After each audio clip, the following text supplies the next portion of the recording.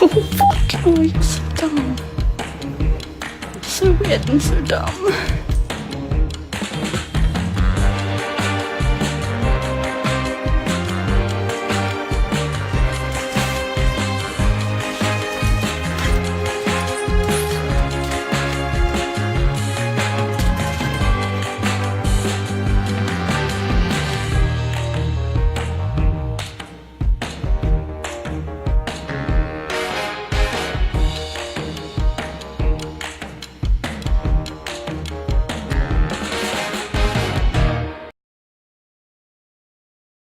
Go ahead.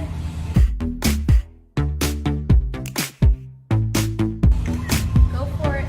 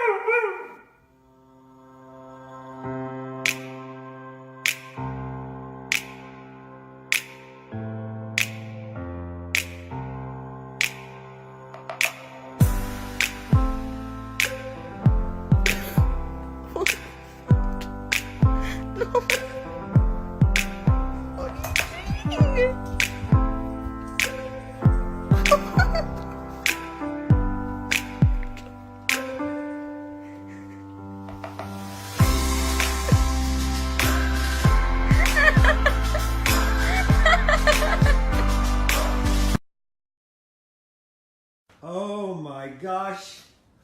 Oh my gosh, you guys. What the heck happened here? Look at this mess. All right, which one of you did this? Which one of you guys did this?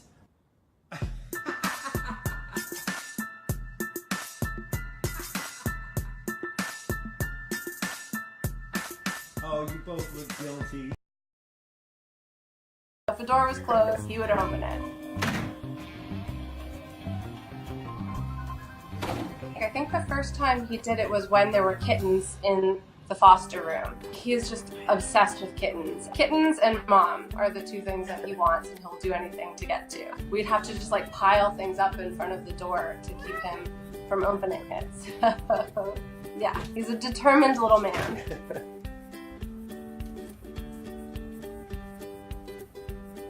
We pretty much have a rotating, door for fosters. He just loves the little kittens. He's like, you're mine. I can teach you what I want to teach you, and you're gonna love me because I'm being nice to you. And they love him.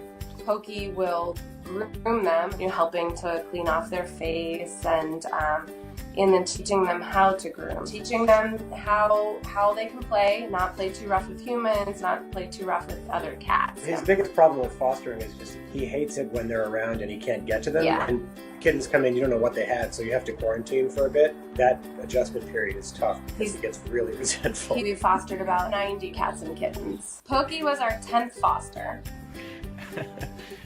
Punky, you're silly. Oh, Pokey, you can't take it. You can't take it, Pokey.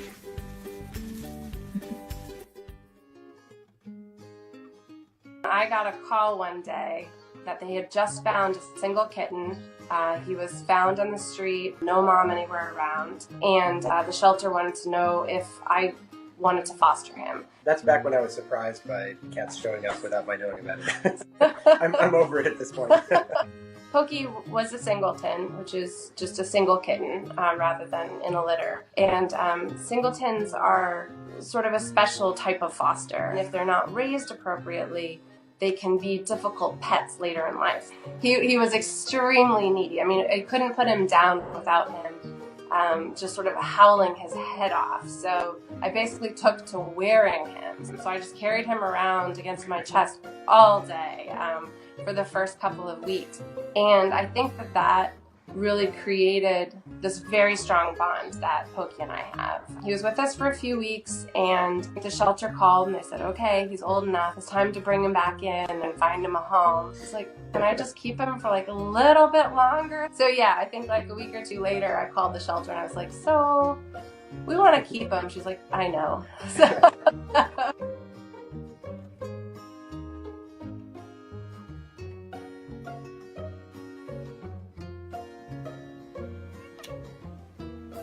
we got our first litter when he was about 2 or 3 years old. He just took to it right away, but his skills really came out with a kitten we called Sprout. She was a singleton, and he loved that kitten. I think she was 3 weeks old, but she weighed less than half a pound when she came. I mean, she was very, very small.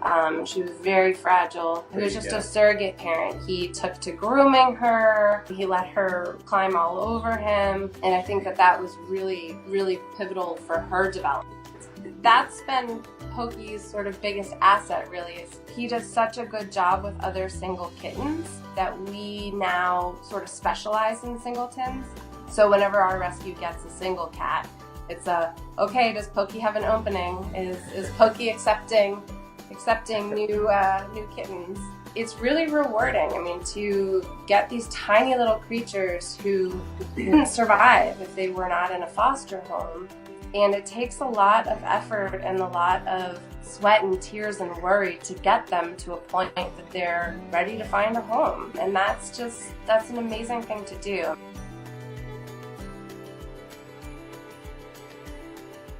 Those first few nights after the kittens are gone, I mean, I like struggle to breathe because he's just like all up in my face. And then a few days after that, he starts getting antsy and he'll start deliberately causing trouble. It's not fun at all.